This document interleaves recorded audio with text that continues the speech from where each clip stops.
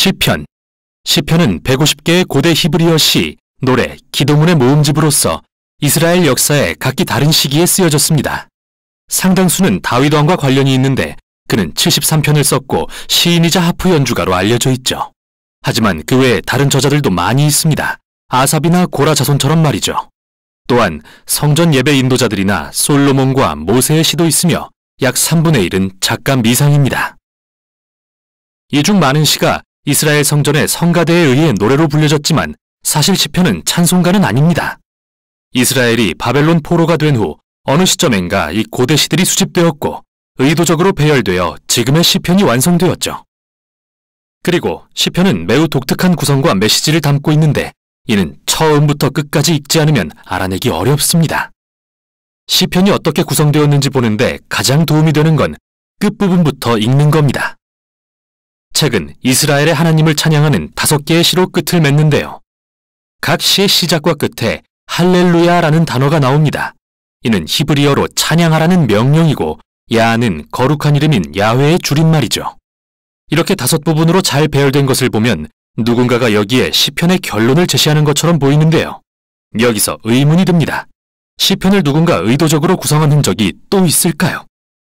만약 시편의 표제를 관심 있게 보신 분이라면 책의 총 5곳에 제1, 2, 3, 4, 5권이 표기되어 있는 것과 시편이 크게 5부분으로 나뉜다는 걸 발견하셨을 텐데요. 이렇게 보는 이유는 각 5부분의 마지막이 매우 비슷한 시로 끝나기 때문이죠. 마치 편집자가 추가한 것처럼요. 이런 식이죠. 이스라엘의 하나님 여호와를 영원히 송축할지로다. 아멘, 아멘. 이렇게 시편에는 결론이 있고 그 내부는 5개의 주요 부분으로 이루어져 있습니다. 이제 당연히 시편의 도입부로 가서 서문을 찾아봐야겠죠.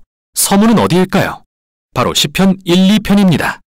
이 두 편이 제1권 바깥쪽에 배치된 이유는 제1권과 달리 다윗과 연관이 없고 작가 미상이기 때문이죠. 시편 1편은 주의 율법을 묵상하며 밤낮으로 기도하듯 읽고 순종하는 자가 얼마나 복 있는지를 찬양하는데 여기서 율법이라는 단어는 단순하게는 가르침을 뜻하며 구체적으로는 구약 앞부분의 토라, 즉 모세오경을 가리킵니다. 실제로 여기서 이 단어는 2가지 의미를 다 가지고 있는데 그게 왜 시편이 5부분으로 되어 있는지 설명하죠. 시편은 하나님의 백성이 평생 어떻게 기도해야 할지 가르쳐주는 새 토라로서 모세오경에서 원래 주어진 하나님의 율법에 순종하는 것을 도와줍니다. 시편 2편은 사무엘하 7장에서 하나님이 다윗 왕에게 주신 언약의 시적 표현인데요. 어느 날 메시아 왕이 오셔서 하나님의 나라를 세우고 열방에 만연한 악과 불순종을 치신다는 내용이죠. 그리고 여호와께 피하는 모든 사람은 다 복이 있다고 마무리함으로써 시편 1편의 시작과 같은 표현을 사용합니다. 이렇게 시편 1, 2편은 이 책이 하나님의 백성의 기도책으로서 구성됐음을 보여줍니다. 즉, 율법을 신실하게 지키려 노력하고 미래의 메시아의 나라를 기다리는 하나님의 백성들의 기도책이죠. 이렇게 2개의 큰 주제가 소개되었다면 이 2 주제를 둘러싸고 작은 책들은 어떻게 구성되었는지 살펴보도록 하죠. 예를 들어 제1권은 정중앙에 15편에서 24편까지 이어지는 시 모음을 배치하는데 이는 언약에 대한 신실함을 요구하는 내용으로 시작하고 끝을 맺습니다. 다음으로 16편에서 19편은 이러한 신실함의 본보기로 다윗을 묘사하는데요. 그가 하나님의 구원을 바라며 간구할 때 하나님은 그를 왕으로 높이시죠. 여기에 상응하는 부분은 시편 20편에서 23편입니다. 과거의 다윗은 미래에 오실 메시아 왕의 형상이며 그도 역시 하나님께 간구합니다. 그는 구원받을 것이며 열방을 통치하는 나라를 얻게 될 것입니다. 그리고 이 시들의 중심에 시편 19편이 배치된 이유는 율법을 주신 하나님을 찬양하기 위함이죠. 자, 보십시오. 시편 1, 2편의 2 주제가 여기에서 단단히 하나로 묶입니다. 제2권은 2편의 시로 시작되는데 이들은 미래에 시온의 성전으로 돌아올 것에 대한 소망을 노래하며 이는 메시아의 나라에 대한 소망과 밀접한 관련이 있죠. 그리고 제2권은 미래의 메시아 왕이 열방을 통치하실 것을 묘사하는 시로 끝을 맺습니다. 이 시는 정말 놀라운데요. 왜냐하면 예언서에 나온 메시아의 나라에 대한 모든 구절들을 반복하기 때문이죠. 그리고 이 왕의 통치를 통해 하나님께서 아브라함에게 열방을 복주시겠다 하신 약속이 성취될 거라는 말로 끝이 납니다. 제3권 역시 하나님이 다윗에게 하신 약속을 떠올리게 하는 시로 결론 짓는데 이번에는 포로된 이스라엘에 대한 것입니다. 이 시의 저자는 하나님이 다윗의 자손을 결코 버리지 않겠다고 약속하셨지만 이스라엘이 파괴와 포로됨, 그리고 다윗 왕국이 몰락을 겪은 것은 불순종의 결과라고 봅니다. 그리고 주께 다윗에게 하신 약속을 잊지 마시라고 간청하며 끝을 맺죠. 제4권은 바로 이 포로라는 위기 상황에 대처하는 내용입니다. 그래서 첫 시에서 모세의 기도를 통해 이스라엘의 뿌리를 기억하게 합니다. 황금송아지 사건 이후 시내산에서 하나님께 자비를 보여주시라 구했던 기도 말이죠. 제4권의 중심에는 이스라엘의 하나님이 온 세상의 진정한 왕이심을 선포하는 시들과 나무, 산, 강, 모든 피조물이 그날, 즉 열방에 하나님의 공의와 그의 나라가 임할 그날을 찬양하는 시로 가득합니다. 제5권은 하나님이 그의 백성들의 울부짖음을 들으시고 어느 날 미래의 왕을 보내서 악을 물리치고 그분의 나라를 세우실 것을 확증하는 일련의 시로 시작합니다.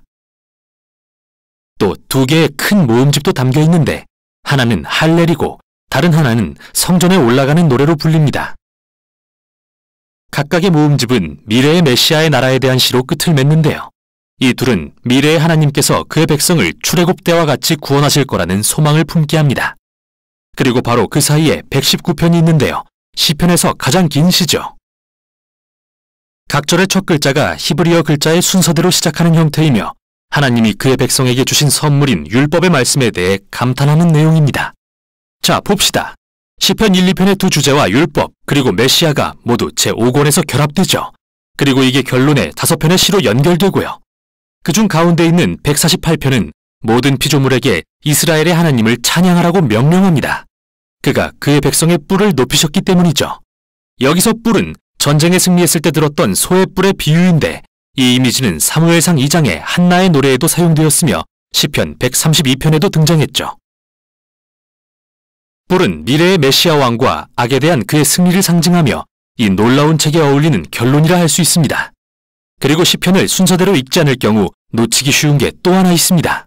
시편에는 다양한 종류의 많은 시가 담겨 있지만 이 시들은 모두 애가 아니면 찬양시라는 두 유형으로 나뉘는데요. 애가는 끔찍한 세상에 대한 고통, 혼란, 분노와 시인 자신에게 얼마나 끔찍한 일이 일어나고 있는지에 대해 표현합니다. 그래서 이 시들은 세상의 잘못된 부분에 주목하며 하나님께 무언가 해주시라고 구합니다. 시편에는 애가가 참 많은데 여기서 얻을 수 있는 메시지는 이야말로 세상의 악을 대하는 우리의 타당한 반응이라는 것입니다.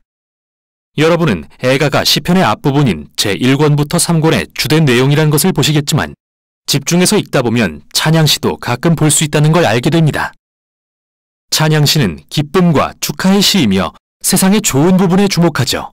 그리고 하나님이 우리 삶에 행하신 일들을 이야기하며 주께 감사를 드리는 시입니다. 제4권과 5권에는 이러한 찬양시가 애가보다 많다는 걸 보게 되실 겁니다. 그리고 마침내 할렐루야의 5편의 시로 막을 내리죠. 이렇듯 애가에서 찬양시로의 전환은 심오하며 기도의 본질에 대해 말해줍니다.